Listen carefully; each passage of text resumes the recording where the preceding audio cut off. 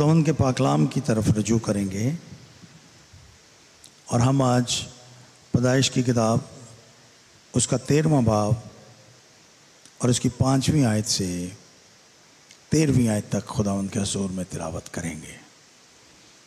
پیدائش کی کتاب اس کا 13واں باب 5ویں آیت سے 13ویں آیت تک، اور ان آیات کو ہمارے لیے مس اینا بلال تلاوت کریں گی۔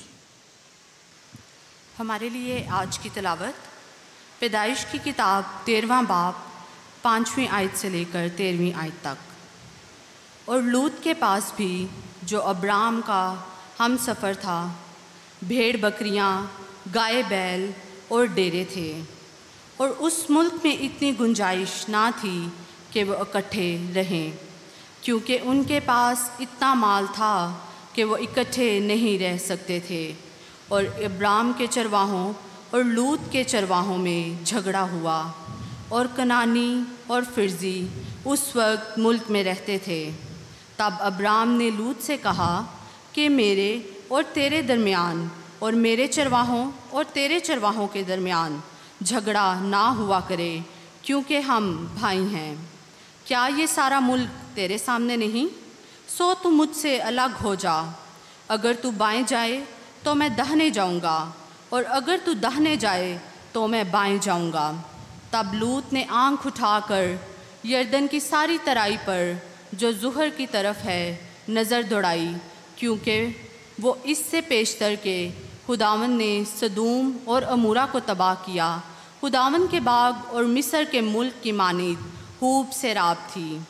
سو لوط نے یردن کی ساری ترائی کو اپنے لیے چن لیا، اور وہ مشرق کی طرف چلا، اور وہ ایک دوسرے سے جدا ہو گئے۔ ابرام تو ملک کنعان میں رہا، اور لوط نے ترائی کے شہروں میں سکونت اختیار کی، اور سدوم کی طرف اپنا ڈیرا لگایا۔ اور سدوم کے لوگ خداوند کی نظر میں نہایت بدکار اور گناہ گار تھے۔ خداوند کے زندہ پاک کلام کے پڑھے اور سنے جانے پر خداوند کی خاص برکت ہو، آمین۔ پیدائش کی کتاب اس کے 12ویں اور 13ویں باب پر یہ آج میں چوتھا پیغام آپ کے سامنے پیش کر رہا ہوں۔ ہم دراصل ابراہیم کی بلاہٹ پر غور کر رہے ہیں، اور اس کے بعد میں پالوس کی بلاہٹ اور ایمانداروں کے بلائے جانے کا موازنہ اگلے آنے والے چند اتواروں میں آپ کے سامنے پیش کروں گا۔ ابھی تک ہم ابراہیم کی بلاہٹ اور ایمانداروں کے طرز زندگی پر غور کر رہے ہیں۔ ہم نے پچھلے اتوار دیکھا کہ ابراہیم کو خدا نے بلایا کنعان میں رہنے کے لیے، لیکن کچھ ہی عرصے کے بعد وہاں پر کال پڑ گیا، قحط آ گیا۔ ابراہیم کے لیے یہ ایک بڑا مشکل وقت تھا۔ ابراہیم کو چاہیے تو یہ تھا کہ وہ ملک کنعان میں رہتا، لیکن وہ ملک کنعان کو چھوڑ کر مصر کی جانب چلا گیا۔ میں نے آپ کو یہ بھی بتایا تھا کہ یروشلم سطح سمندر سے تقریباً 754 میٹر بلند ہے، جبکہ مصر انتہائی نشیب میں واقع ہے، اور یہ سطح سمندر سے تقریباً 99 میٹر بلند ہے۔ سو ایک نشیبی علاقہ ہے۔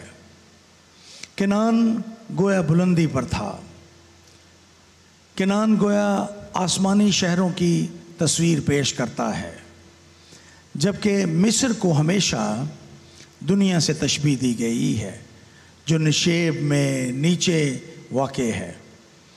سو جب ابراہیم نے کنعان کو چھوڑ کر مصر میں جانے کا فیصلہ کیا، تو گویا وہ آسمانی مقاموں کو چھوڑ کر زمین کی جانب سفر کر رہا تھا، گویا وہ بلندیوں سے نشیب کی جانب جا رہا تھا۔ بہرحال میں نے پچھلے اتوار بڑی تفصیل کے ساتھ اس پر یہ بیان دیا تھا کہ وہاں پر کیا کچھ ہوا۔ جب وہ مصر سے واپس آیا تو ایک اور مصیبت اس کی راستے میں کھڑی تھی۔ اس کا مطلب یہ ہے کہ ابراہیم کی زندگی کو اتنی آسان نہیں تھی جتنا ہم تصور کرتے ہیں۔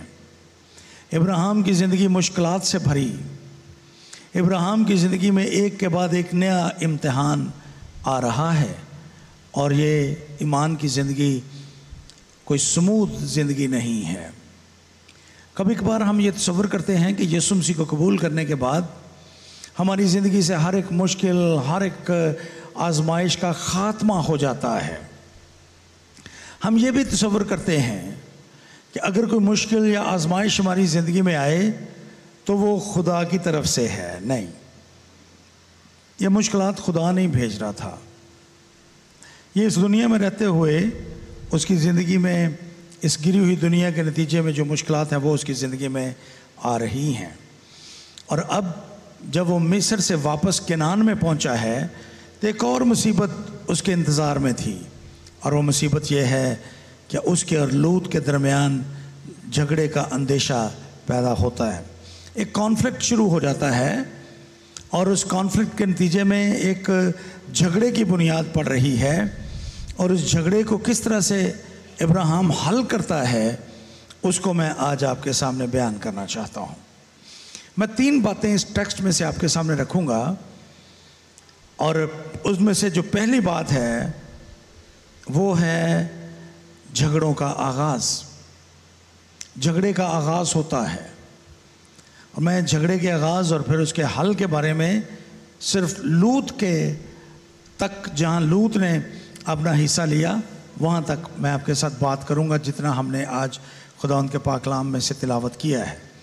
میں آج کے پیغام کو لمبا نہیں کرنا چاہتا تھا، اس لیے میں نے ابراہیم کا جو ایٹیچیوڈ ہے اس کو وہاں سے جو کچھ اس کے حصے میں آیا اس کو چھوڑ دیا ہے۔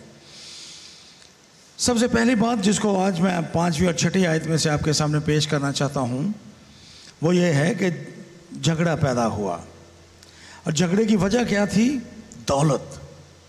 دونوں کے پاس، ابراہیم کے پاس بھی اور لوط کے پاس بھی بہت زیادہ بھیڑ بکریاں، گائے بیل اور ڈیرے تھے، اور لوط کے پاس بھی یہ سب کچھ موجود تھا۔ اب ان کا ایک جگہ پر رہنا ممکن نہ رہا تھا۔ دولت مند ابراہیم بھی تھا اور دولت مند لوط بھی تھا۔ لوط کے پاس بھی نوکر چاکر تھے تو ابراہیم کے پاس بھی نوکر چاکر تھے۔ اب ان دونوں کا ایک جگہ پر رہنا ممکن نہ رہا۔ کیا دولت جھگڑے کا سبب بنتی ہے؟ کیا مال و دولت کی، زر کی کثرت جھگڑے کا سبب بنتی ہے؟ نہیں، یہاں پر پرابلم کچھ اور بیان کی گئی ہے۔ وہ دونوں دولت مند تھے، اس میں کوئی شک نہیں ہے، لیکن جب دولت کے اختیار میں ہم آ جائیں، جب دولت ہماری ویلتھ ہمیں کنٹرول کرے، اس وقت جھگڑے کا آغاز ہوتا ہے۔ اب ان کا فوکس لوط کا خاص طور پر، اس کا فوکس خدا سے ہٹ کر مال و دولت پہ ہے۔ وہ مال و دولت کی زیادہ پرواہ کر رہا ہے، اس لیے جھگڑے کا آغاز ہوتا ہے۔ میرے عزیزوں، میں آج صبح جو پہلی بات آپ کے سامنے اس ٹیکسٹ میں سے پیش کرنا چاہتا ہوں وہ یہ ہے کہ اکثر اوقات کہا جاتا ہے کہ دولت مند کا سوئی کے ناکے میں سے اونٹ کا سوئی کے ناکے میں سے گزرنا ممکن ہے، لیکن دولت مند خدا کی بادشاہی میں داخل نہیں ہو سکتا۔ لیکن دولت اپنی ذات میں کوئی گناہ نہیں ہے۔ دولت مند ہونا، امیر ہونا، بابرکت ہونا، اس دنیا کی جو برکت ہے اس کا آپ کے پاس موجود ہونا، یہ کوئی بری بات نہیں ہے۔ مشکل تب پیدا ہوتی ہے جب یہ دولت ہمیں کنٹرول کرنا شروع کر دیتی ہے۔ ہم دولت کو کنٹرول نہیں کرتے، بلکہ دولت ہمیں اپنے اختیار میں لے لیتی ہے۔ میں نے بہت سے لوگوں کو دیکھا ہے، دولت مند ہیں لیکن اس کو ان کا اپنی ہی دولت پر ان کا کوئی اختیار نہیں ہے۔ وہ اس دولت کو اپنی مرضی سے خرچ بھی نہیں کر سکتے۔ ہم ان کو اکثر کہتے ہیں جی یہ کنجوس ہے۔ کنجوس نہیں ہوتے، وہ ان کے پاس اختیار ہی نہیں ہوتا اپنی دولت کو خرچ کرنے کا۔ روپیہ پیسہ ان کا ہوتا ہے، لیکن خدا ان سے اس اختیار کو لے لیتا ہے کہ وہ اپنی دولت کو اپنی مرضی کے ساتھ استعمال کریں۔ میں نے بڑے دولت مند لوگوں کو دیکھا ہے جن کے پاس مال و دولت کی کثرت ہوتی ہے، لیکن اگر آپ ان کا رہن سہن، ان کا اٹھنا بیٹھنا، ان کے ذرائع آمد و رفت پر غور کریں تو وہ بالکل ایسے لوگوں کی طرح رہتے ہیں جن کے پاس کوئی وسائل نہیں ہوتے. ان کو اپنی ہی دولت سے وہ انجوائے نہیں کر سکتے، اپنے ہی روپے پیسے کو وہ اپنی مرضی سے خرچ نہیں کر سکتے، کیونکہ وہ اپنی دولت پر کوئی اختیار نہیں رکھتے، دولت ان پر اختیار رکھتی ہے. اس لیے آج صبح پہلی بات جو میں آپ کے سامنے پیش کرنا چاہتا ہوں وہ یہ ہے کہ دولت ہونا کوئی بری بات نہیں ہے. خدا کرے کہ ہم میں سے ہر ایک کے پاس دولت کی اور جو آسائشیں ہیں دنیا کی ان کی کثرت ہو، لیکن یہ یاد رکھیں کہ دولت ہمیں اپنے اختیار میں نہ لے. جب دولت ہمیں اپنے اختیار میں لیتی ہے، جب ہمارا فوکس، ہماری نگاہوں کا مرکز ہماری دولت بن جاتی ہے، تو ہماری نگاہیں خدا سے دور ہو جاتی ہیں. اور ایسا ہی یہاں پر ہوا. لوط کے ساتھ جھگڑے کا آغاز ہوا. آگے بڑھتے ہیں اور ہم یہ پڑھتے ہیں کہ یہ ایک مستقل کشمکش کا سبب بن گیا. یہاں پر لکھا ہے اس ملک میں اتنی گنجائش نہ تھی کہ وہ اکٹھے رہیں، کیونکہ ان کے پاس اتنا مال تھا کہ وہ اکٹھے نہیں رہ سکتے تھے. اور ابراہیم کے چرواہوں اور لوط کے چرواہوں میں جھگڑا ہوا، اور کنانی اور فرزی جو اس وقت ملک میں رہتے تھے ان کے درمیان، وہ اس وقت ملک میں کنانی اور فرزی رہتے تھے، اور لوط اور ابراہیم کے درمیان جھگڑا ہوا. یہ دولت ان کے درمیان جھگڑے کا سبب بن گئی. ان کے ابراہیم کے نوکر اور لوط کے نوکروں کے درمیان بہت زیادہ جھگڑا ہوا، اور یہ ایک بری بات تھی، کیونکہ اس وقت اس ملک میں صرف وہ دو ہی نہیں رہتے تھے بلکہ کنانی بھی رہتے تھے اور فرزی بھی وہاں پر رہتے تھے. جھگڑا کسی بھی طرح سے درست نہیں تھا. ابراہیم اپنے خاندان کے اس مسئلے کو حل کرتا ہے، اور کیسے حل کرتا ہے؟ دراصل آج میرے پیغام کا فوکس یہی ہے کہ وہ کیسے اپنے خاندان کے اس مسئلے کو حل کرتا ہے. وہ جانتا ہے کہ یہ ایک بہت بڑی پرابلم ہے اور وہ اس کو حل کرنا چاہتا ہے، اور وہ اس کو حل کرتا ہے. اس کا اس سارے معاملے کو رسپونڈ کرنا، اس سارے معاملے کو حل کرنا دراصل اس کے کریکٹر کی نشاندہی کرتا ہے کہ وہ کیسا آدمی تھا. اور میں یہ چاہتا ہوں کہ آج ہم میں سے ہر ایک ابراہیم جس طرح سے اس مسئلے کو حل کرتا ہے اس کو غور سے سنیں، اور اپنے خاندانی مسائل کو انہی کی روشنی میں حل کرنے کی کوشش کریں. اپنے جھگڑوں کو، اپنے کانفلکٹس کو انہی کی روشنی میں حل کرنے کی کوشش کریں، کیونکہ اس بات سے ہمارا کریکٹر، ہمارا کردار، ہماری ذات، ہمارا انر، ہمارا باطن سامنے آتا ہے. اس لیے غور سے سنیے کہ ابراہیم نے کیا کیا. کہتے ہیں کہ اگر آپ نے کسی اصل انسان کو دیکھنا ہو تو آپ بحرانوں میں اس کو دیکھیے. مصیبت میں، بحران میں، مشکل میں ہمارے اندر جو اصل ہے ہمارا شخص وہ باہر آتا ہے کہ ہم مشکل کے وقت میں کیسے رد عمل ظاہر کرتے ہیں. ابراہیم سب سے پہلا کام جو کرتا ہے وہ ایک امن کا، سلامتی کا پرپوزل پیش کرتا ہے. ابراہیم اپنی محبت اور فضل سے بھری ہوئی روح کا سامنا کرتا ہے، اور وہ ایک دوہری پرپوزل اس وقت اس کے سامنے رکھتا ہے. لیکن اس سے پہلے وہ ایک بات بھی کرتا ہے. وہ کہتا ہے، اگر آپ نے غور سے سنا تو ابراہیم نے کہا کہ میرے چرواہوں اور تیرے چرواہوں کے درمیان جھگڑا نہ ہوا کرے، کیونکہ ہم بھائی ہیں. کیونکہ ہم بھائی ہیں. پہلی بات جو ابراہیم اپنے بھتیجے لوط کے ساتھ کر رہا ہے، جو پرپوزل اس کے سامنے پیش کر رہا ہے، اس کی وجہ بیان کرتا ہے اور کہتا ہے کہ اس لیے امن ہمارے درمیان ہونا چاہیے، اس لیے ہمیں صلح اور سلامتی کے ساتھ رہنا چاہیے، کیونکہ ہم بھائی ہیں.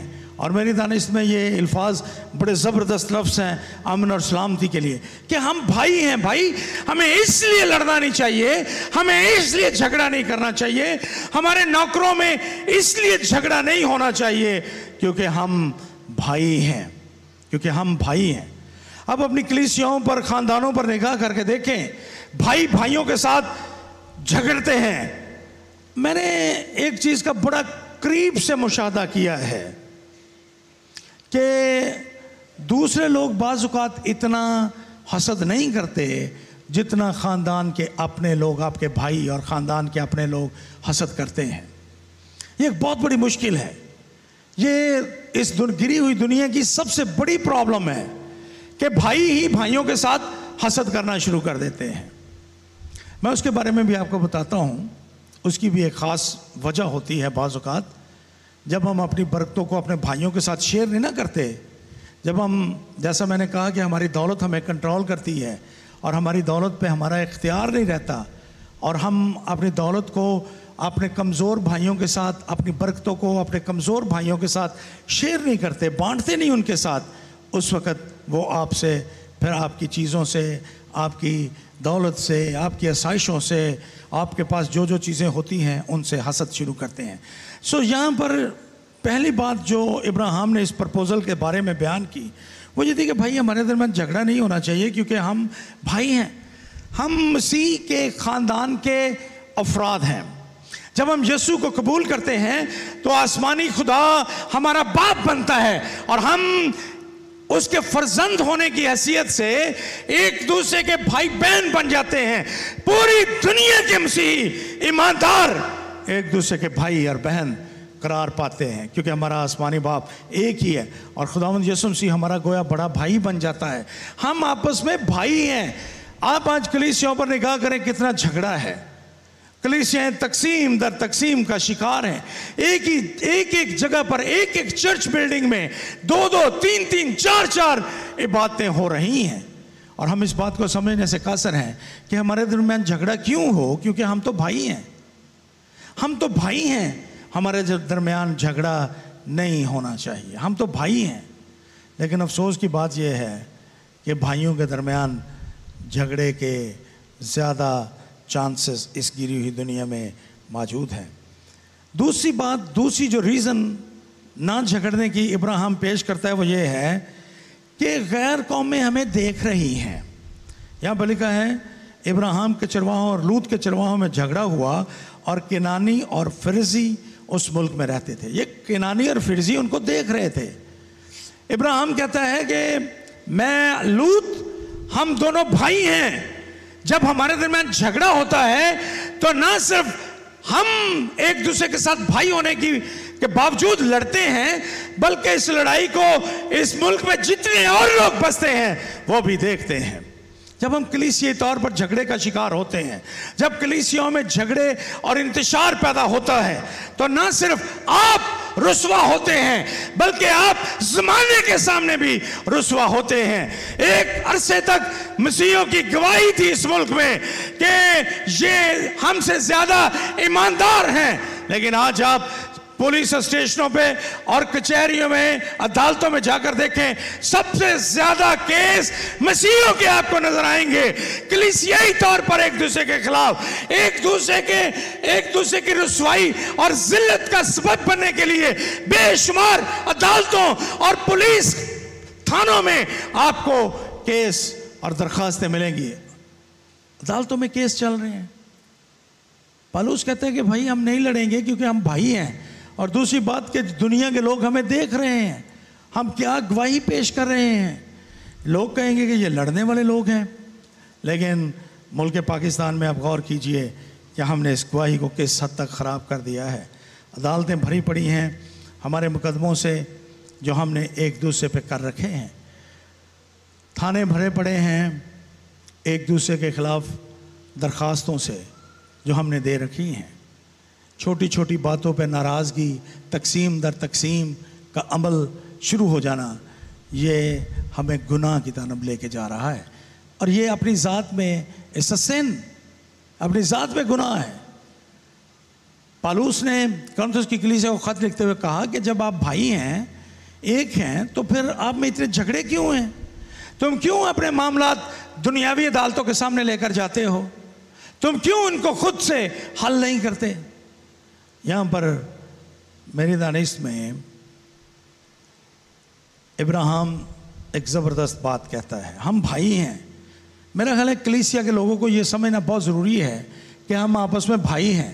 نظریاتی اختلافات ہو سکتے ہیں، ہم ایک دوسرے کے مخالف ہو سکتے ہیں، ہمیں ایک دوسرے سے اختلاف رائے ہو سکتا ہے، ہم ایک دوسرے کی کسی بات سے نفرت کر سکتے ہیں، یہ ہمارا حق ہے، لیکن اس کے باوجود ہم بھائی ہیں، ہم بھائی ہیں ایک دوسرے کے، مسیح میں ہونے کی وجہ سے ہم ایک دوسرے کے بھائی ہیں۔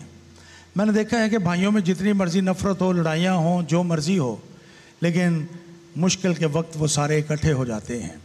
میری زندگی میں جب کبھی مشکل آئی، آج تک میری عمر 54 برس ہو گئی ہے پچھلے ہفتے، تو ان 54 برسوں میں جب بھی میں کسی مشکل میں گرفتار ہوا، جب بھی میری جان پہ بن گئی، تو میں نے سب سے قریب اپنے بھائیوں کو پایا ہے۔ اگر میں کبھی بیمار ہوا، اگر کوئی اور مسئلہ ہوا، تو میں نے اپنے بھائیوں کو سب سے زیادہ اپنے پاس، اپنے قریب، اپنا ہمدرد، اپنا مشکل کشا، اپنی مدد کرنے والا، میں نے ان کو پایا ہے۔ سو کیوں نہ ہم اس طرح کے رد عمل کو ظاہر کریں کہ ہم بھائی ہیں، اور بجائے اس کے کہ ہم ایک دوسرے سے اختلاف کر کے اس کو اتنا بڑھائیں کہ ہم ایک دوسرے سے جدا ہو جائیں، ایک دوسرے سے نفرت کرنے لگیں، اس نفرت کی دیوار کو توڑ ڈالیں۔ اور اگر کبھی ہمارے درمیان کوئی اختلاف رائے ہو تو ہم اس کو ایک دوسرے کے ساتھ بیٹھ کر بات چیت سے حل کر لیں۔ ایک دوسرے کی کردار کشی کرنے کی کیا ضرورت ہے؟ ابراہیم لوط کی کردار کشی نہیں کر رہا، بلکہ اس کو ڈائریکٹ سمجھا رہا ہے۔ وہ لوط سے ملتا ہے اور وہ لوط کو کہتا ہے، یہاں پر لکھا ہے ابراہیم نے لوط سے کہا ڈائریکٹلی، اس نے لوط کے پاس جا کر اس سے کہا کہ میرے چرواہوں اور تیرے چرواہوں کے درمیان جھگڑا کیوں ہو، کیونکہ ہم تو بھائی ہیں، ہم کیوں لڑیں ایک دوسرے کے ساتھ، ہم تو بھائی ہیں، ہمیں ایک دوسرے کے ساتھ لڑنے کی ضرورت نہیں ہے۔ سو آج صبح ایک خیال، چھوٹا سا یہ خیال میں آپ کے ساتھ رکھنا چاہتا ہوں جو بڑا میننگ فل ہے، جو ابراہیم نے یہاں پر بیان دیا کہ ہم کیوں جھگڑیں، ہم تو بھائی ہیں۔ سو ہم کیوں جھگڑیں آپس میں، ہماری لڑائیاں کیوں ہوں، ہمارے درمیان اختلافات نفرت میں کیوں تبدیل ہوں، ہم تو بھائی ہیں۔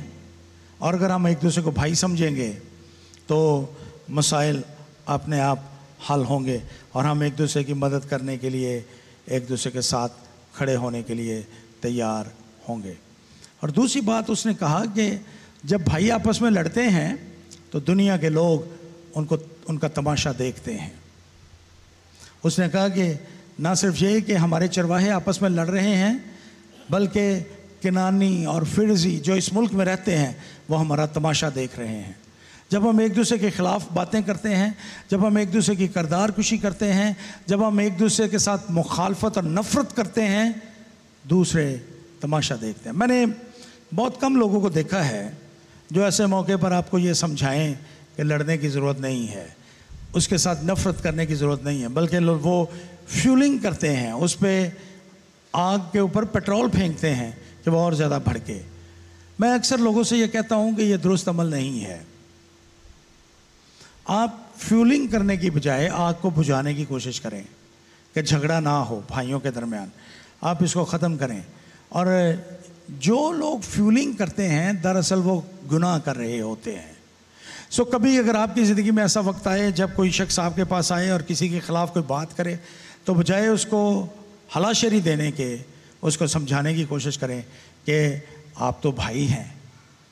اگر ہم اس دنیا میں جسمانی بھائی نہیں ہیں تو کوئی بات نہیں، ہم ایماندار ہونے کی حیثیت سے ایک دوسرے کے بھائی ہیں۔ ہم آسمانی باپ ہمارا باپ ہے، اور اس کے فرزند ہونے کی حیثیت سے، اس کے بیٹے اور بیٹیاں ہونے کی حیثیت سے ہم آپس میں بھائی ہیں۔ سو ہمیں لڑنے کی ضرورت نہیں ہے، اور ہمیں دنیا کو تماشا دکھانے کی ضرورت نہیں ہے۔ آج ہم نے چرچ کو رسوا کر رکھا ہے، آج ہم نے عدالتوں میں کیس کر کر کے ایک دوسرے کے خلاف اپنے آپ کو کسی کے منہ دکھانے لائق نہیں چھوڑا۔ سو کاش یہ باتیں لوگ سمجھ جائیں اور ایک دوسرے کے خلاف کیس کرنے کی بجائے، ایک دوسرے کے خلاف چلنے کی بجائے یہ سوچیں کہ ہم بھائی ہیں اور دنیا ہمارا تماشا دیکھ رہی ہے۔ چھوٹے چھوٹے جھگڑوں میں نے دیکھا ہے دو لوگوں کے درمیان کوئی کانفلکٹ ہوتا ہے، بات ہوتی ہے، میں یہ سمجھتا ہوں کہ اس کو دنیا کے سامنے پیش نہیں کرنا چاہیے، کیونکہ لوگ اس کا تماشا دیکھتے ہیں اور لوگ اس کو بڑھاوا دیتے ہیں، لوگ اس کو کم کرنے کی کوشش نہیں کرتے.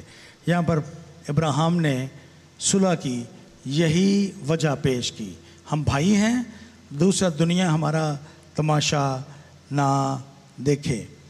اور اس کو اس امن کی قیمت ادا کرنی پڑی.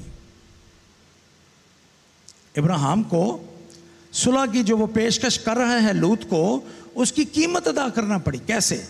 اب دیکھیں 9ویں آیت, کیا یہ سارا ملک تیرے سامنے نہیں؟ سو تو مجھ سے الگ ہو جا, اگر تو بائیں جائے تو میں داہنے جاؤں گا, اور اگر تو داہنے جائے تو میں بائیں جاؤں گا. ابراہیم بڑا تھا, لوط اس کا بھتیجا تھا اور چھوٹا تھا, لیکن اس کے باوجود ابراہیم اپنی آزاد مرضی کے ساتھ اپنا حق چھوڑنے کے لیے تیار ہے. وہ کہتا ہے کہ تو چن لے جو چیزیں تجھے پسند ہیں, جو علاقے تجھے پسند ہیں وہ تو چن لے, اور جو تو چنے گا میں وہاں پر نہیں جاؤں گا, بلکہ میں دوسری طرف جاؤں گا. اور یہ اس کا صلح کا وعدہ تھا. پہلی بات کہ وہ اپنا حق چھوڑتا ہے, دوسری بات یہ کہ وہ وعدہ کرتا ہے اگر تو دائیں جائے گا تو میں بائیں جاؤں گا, اگر تو بائیں جائے گا تو میں دائیں جاؤں گا. So it was a promise as well. وہ نہ صرف صلح کی قیمت ادا کر رہا ہے اپنا حصہ چھوڑ کے, اپنا حق چھوڑ کے, بلکہ وہ اس کے لیے وعدہ بھی کر رہا ہے. سو یہ ابراہیم کا ایٹیچیوڈ ہے بحران کے موقع پر. جب اس کی زندگی میں یہ بحران آیا تو کیسے ایماندار ہونے کی حیثیت سے وہ اس کو حل کرتا ہے. اور میں آج صبح آپ کے سامنے اس لیے اس بات کو پیش کر رہا ہوں تاکہ آپ بھی اپنے معاملات کو اسی طرح سے حل کرنے کی کوشش کیا کیجئے, بجائے اس کے کہ ہم دوسروں کے سامنے تماشا بنیں, ہم دوسروں کو اپنا آپ دکھائیں. اس کی بجائے خود سے ابراہیم خود لوط کے پاس جاتا ہے, لوط کے ساتھ بات چیت کرتا ہے, اپنا حق چھوڑتا ہے اور اس کے ساتھ وعدہ کرتا ہے کہ جو تو چنے گا میں وہاں نہیں جاؤں گا بلکہ کسی اور طرف چلا جاؤں گا. لیکن اس منصوبے کا ایک بڑا المناک نتیجہ نکلا, ابراہیم کی طرف سے نہیں. جب ابراہیم نے اپنا حق چھوڑ دیا, ابراہیم سب کچھ کر رہا ہے کہ وہ لوط کو خوش کرے, لوط خوش رہے اور ان کے درمیان لڑائی نہ ہو, دوسرے لوگ ان کو دیکھیں نہ, ان کا تماشا نہ دیکھیں اور ان کو کمزور نہ سمجھیں. اس کا نتیجہ یہ نکلا کہ لوط اپنے لیے, یہاں پر لکھا ہے لوط نے اس سے کوئی بات نہیں کی. لوط نے یہ نہیں کہا کہ چاچا جی نہیں آپ بڑے ہیں, پہلے آپ پسند کریں چیز کوئی پھر بعد میں کروں گا, نہیں ایسی کوئی بات نہیں کرتا. لوط اس کو اپرچونٹی سمجھتا ہے کہ مجھے موقع مل گیا ہے اور میں اپنے لیے اچھی چیزوں کا انتخاب کروں. آپ کو زندگی میں ایسے موقع بھی آپ کے آئیں گے جب آپ دوسروں کے ساتھ صلح صفائی قائم کرنے کے لیے, ان کے ساتھ صلح کو قائم کرنے کے لیے آپ اپنے حق کو چھوڑنے کے لیے تیار ہوں گے, اور جب آپ ان کو موقع دیں گے وہ خود غرضی کا اظہار کریں گے. لوط ہمیں یہاں پر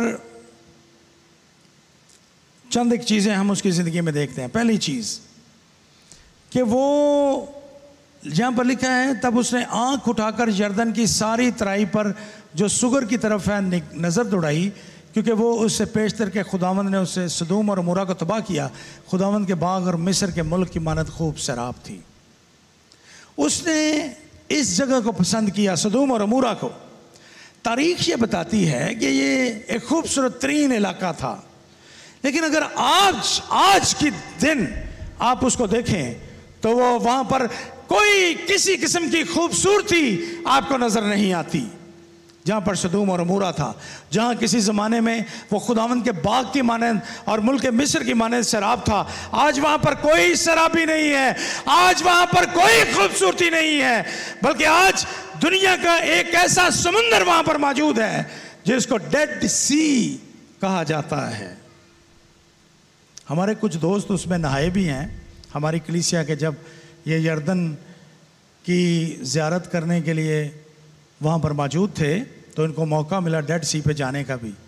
ڈیڈ سی کنعان کے انتہائی جنوب میں ہے اور یہ ایک خوبصورت ترین علاقہ تھا کسی زمانے میں. میدان ہے اور یہاں پر بڑی بڑی چراگاہیں تھیں, تاریخ یہ بتاتی ہے. لیکن جب خدا نے سدوم اور عمورہ پر گندک برسائی تو خدا نے اس جگہ پر پانی کو بھیجا, اور وہ پانی اتنا نمکین ہے کہ آپ اندازہ بھی نہیں کر سکتے. 36% اس میں نمک ہے پانی کے اندر. آپ پانی کو تھوڑی دیر کے لیے زمین کے اوپر رکھیں, پانی خشک ہو جائے گا, نیچے نمک کی لیئر آ جائے گی. اور دنیا میں آج وہ نمک سپلائی کیا جاتا ہے, بہت سے لوگ سمندری نمک کھاتے ہیں. ہم بھی, ہمارے ملک میں بھی سمندری نمک بیچا جاتا ہے. تو یہ جگہ جو آج ڈیڈ سی ہے, یہ کسی زمانے میں خوبصورت تھی, لیکن جب لوط نے اس کو اپنے لیے چنا تو خدا نے ان شہروں کو تباہ و برباد کر دیا, اور وہاں پر یہ ڈیڈ سی پیدا ہو گیا. اور یہ شہر کہا جاتا ہے کہ یہ اسی کی تہہ میں کسی جگہ پر موجود تھے کسی زمانے میں. سو لوط نے کیا کیا؟ لوط نے اپنی آنکھوں سے دیکھا, جو اس کو پسند آیا اس نے وہ لے لیا. لیکن کلام یہ بیان کرتا ہے کہ ہم آنکھوں دیکھے پر نہیں چلتے بلکہ ایمان پر چلتے ہیں. آنکھوں دیکھا بہت دفعہ غلط بھی ثابت ہو سکتا ہے. اب پیدائش کی کتاب 3 باب اور اس کی پہلی 6 آیات پڑھیں. حوا نے کہا کہ پھل اس کو دیکھنے میں خوشنما نظر آیا, لیکن اس کے انجام پر ان کی بغاوت موجود تھی. سو پہلی بات, لوط آنکھوں دیکھے پر چلتا ہے جو کہ کلام کے اور ایمان کے منافی ہے. دوسری بات کہ لوط خود غرضی کا مظاہرہ کرتا ہے. وہ جو علاقے سب سے اچھے دیکھتا ہے ان پر اپنا قبضہ جمانے کی کوشش کرتا ہے, اور وہ پرواہ نہیں کرتا اپنے چچا ابراہیم کی, بلکہ وہ اپنے لیے خوبصورت ترین جگہ کو پسند کرتا ہے. خود غرضی آ جاتی ہے. جب اس کو موقع ملتا ہے لوط کو, تو وہ خود غرضی کا مظاہرہ کرتا ہے, اور اپنی غرض کے لیے وہ اس خوبصورت علاقے کو پسند کرتا ہے, اور ابراہیم کے لیے وہ ایسا نہیں سوچتا. ممکن ہے کبھی آپ کو ایسی سچویشن کا سامنا کرنا پڑے. آپ کسی کے ساتھ صلح چاہ رہے ہیں, اور وہ صلح کی شرائط اپنی مرضی پہ آپ کے سامنے پیش کر رہا ہے, لیکن آپ یاد رکھیے کہ اس کی یہ شرطیں اسی کے لیے ہلاکت کا پھندا بن جائیں گی, اسی کے لیے وہ مصیبت بنے گی, جبکہ خداوند آپ کو محفوظ رکھے گا. سو لوط سدوم اور عمورہ میں رہنے لگا, جو ایک خوشنما خوبصورت جگہ تھی, لیکن وہ صرف دیکھنے میں خوشنما نظر آتی تھی. اصل میں وہ گناہ کا ایک بہت بڑا مرکز تھا جس کو خدا برباد کرنے والا تھا. اور جو بعد میں لوط اور اس کے خاندان کے ساتھ یہاں پر واقعات پیش آئے, اس سے بھی آپ بخوبی واقف ہیں. اگر خدا نے زندگی دی تو میں ان پر بھی آپ کے سامنے بات کروں گا, لیکن آج صبح میں یہی پیغام آپ کے ساتھ رکھنا چاہتا ہوں. پہلی بات یہ کہ ہمیں آپس میں لڑنے کی ضرورت نہیں ہے, کیونکہ ہم بھائی ہیں, آپس میں ہم بھائی ہیں. اور دوسری بات یہ کہ ہم دوسروں کے سامنے جگ ہنسائی کا سبب نہ بنے. جب بھائی آپس میں لڑتے ہیں تو دنیا کے لوگ ان پر ہنستے ہیں, ان کے منہ پر نہ ہنسیں لیکن ہنستے ہیں, اور وہ ان کا مذاق اڑاتے ہیں. میں نے اکثر دیکھا ہے بھائی بھائیوں کے ساتھ جب ان کی لڑائی ہو تو لوگ ان کے سامنے کچھ نہیں کہتے, لیکن بعد میں ہر بری بات ان کے بارے میں کرتے ہیں, اور وہ ان کو کمزوری بنا لیتے ہیں. سو پہلی بات یہ کہ آپ نہ لڑیں ایک دوسرے کے ساتھ کیونکہ آپ بھائی ہیں. دوسری بات, آپ آپس میں نہ لڑیں کیونکہ دنیا کے لوگ آپ کا تماشا دیکھتے ہیں, اور اس کے لیے بہترین حل یہ ہے کہ آپ خود آگے بڑھیں, بات کریں, اور اگر ہو سکے تو آپ اپنی بات کو منوانے کی کوشش نہ کریں, دوسروں کی بھی مانیں. لیکن جب آپ دوسروں کی شرائط پر صلح کریں گے, اگر وہ شرائط خود غرضی پر مبنی ہوئیں تو وہ بندہ خود ان کا شکار ہوگا, اور اس کو المناک انجام کا سامنا کرنا پڑے گا لوط کی طرح. لیکن خدا آپ کو برکت دے گا. خداوند آپ سب کو ان باتوں کے وسیلہ سے برکت بخشے. آمین.